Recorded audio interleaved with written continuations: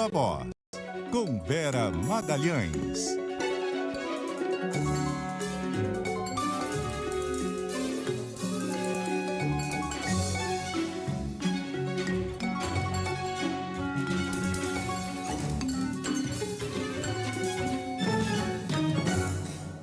Vera Magalhães já com a gente, tudo bem, Vera?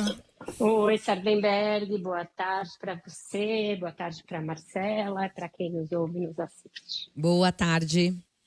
Tá, seu microfone tá bom? Tá um pouco baixo aqui? Eu estou ouvindo vocês bem, Sardenberg. Então tá bom. O assunto é o novo posicionamento da Meta, do Mark Zuckerberg, num claro movimento de aproximação com o Donald Trump. Vera. Pois é, nós demos a informação aqui, que é a manchete do Globo, manchete do New York Times, ele dizendo que vai suspender o sistema de checagem de fatos.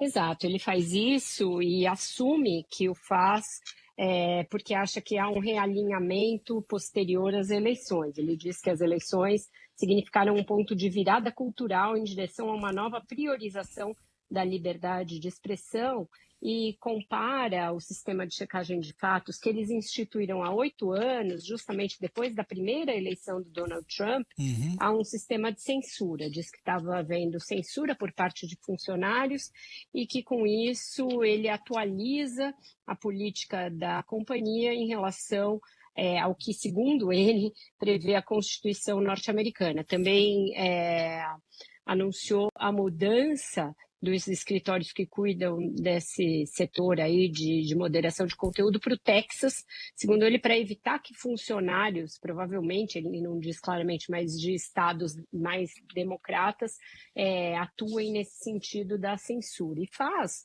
uma menção bizarra à existência de supostos tribunais secretos na América do Sul, que estariam removendo conteúdo das redes sociais, e uma referência claramente ao Supremo Tribunal Federal do Brasil, que retirou inclusive o X do ar. E ele faz várias menções elogiosas ao X, diz claramente que agora a ideia da Meta é ir no mesmo sentido da empresa do Elon Musk, lembrando que Elon Musk agora é funcionário do governo de Donald Trump. Então, uma estratégia em que ele não esconde sua aproximação ao Partido Republicano, ao governo Trump, anunciou o ingresso de um amigo do Trump no conselho da Meta e promoveu um conservador ligado ao Partido Republicano ao cargo mais alto de executivo ligado à moderação de conteúdo. O que isso traz de reflexo para o Brasil, né? A gente tem aqui no Brasil a discussão oposta, a discussão sobre o aumento da moderação de conteúdo e da responsabilização dessas mesmas empresas, dessas mesmas big techs, pelo conteúdo que elas publicam. O Supremo Tribunal Federal está em meio ao julgamento de uma ação direta de inconstitucionalidade que questiona a constitucionalidade do artigo 19 do Marco Civil da Internet, que vem a ser a nossa principal legislação que trata dessa questão das responsabilidades de publicação de conteúdo em redes sociais, e que o ministro Toffoli, que é o relator, fez um voto duro no sentido oposto, no sentido de apertar todos os parafusos possíveis para dar às redes maior ingerência sobre a moderação de conteúdo, responsabilidade, inclusive, com a possibilidade de retirada do ar e de outras sanções, por retirar conteúdos que sejam criminosos ou ofensivos ou que reproduzam um discurso de ódio do ar, mesmo sem decisão judicial. Isso. E aí se abriu uma divergência, né? Porque o ministro Barroso, que é o presidente do Supremo, votou em seguida, acompanhou em grande medida o voto do ministro Toffoli, mas abriu uma leve divergência em relação a questões como calúnia, difamação e outros crimes contra a honra, dizendo que nesses casos é sim necessária a moderação judicial, porque se tem um terreno para subjetividade, poderia se esbarrar em algum tipo de censura ou algum tipo de viés.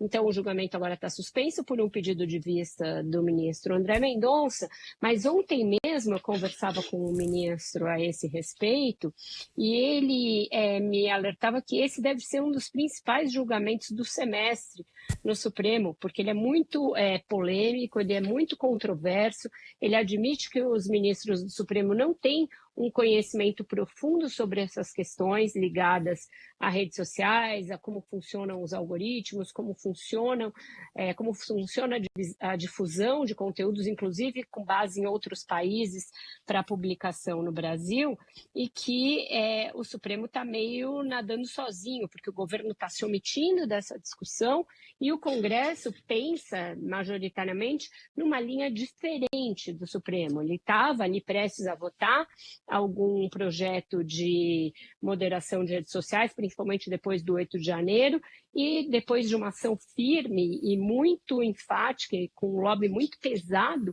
das grandes empresas, eles recuaram nessa disposição. Então, hoje o Congresso é francamente favorável a não se regular as redes sociais. O Brasil está no meio desse vespeiro, o Supremo claramente contando com a oposição do governo Trump, contará com essa oposição. O Zuckerberg está instalado, o Zuckerberg não, o Musk está instalado lá dentro, e as empresas caminhando no mesmo sentido do X, justamente porque agora o Elon Musk é um dos homens mais poderosos do governo Trump, com capacidade de criar ali embaraços até para as empresas que tentarem agir na contramão. Então, é mais um fator que nos leva a achar que o novo mandato do Donald Trump vai trazer desafios ainda maiores para a democracia em torno do mundo e para essa questão de como se dá a regulação desses conteúdos. O Zuckerberg diz que essas mudanças começam a valer, diz o seguinte, mudanças começam pelos Estados Unidos, né? Ou seja, não deve se estender para os outros países, né?